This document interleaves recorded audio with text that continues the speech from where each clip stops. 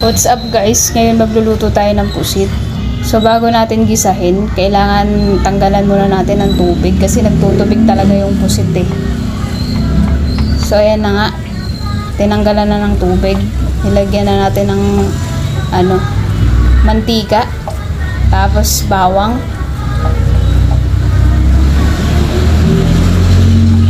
Tapos sunod na natin yung sibuyas tsaka laurel.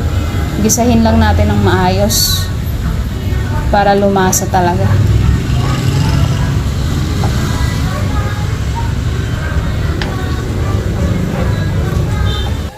Ayan. So, imbis na toyo ang ilagay natin dyan, Sprite lang ilalagay natin. Mas masarap kasi siya para sa akin. Mas okay. Tapos, ayan na. May pampalasa na yan at paminta. Ayan. Okay na siya guys. Thank you for watching. Bye-bye.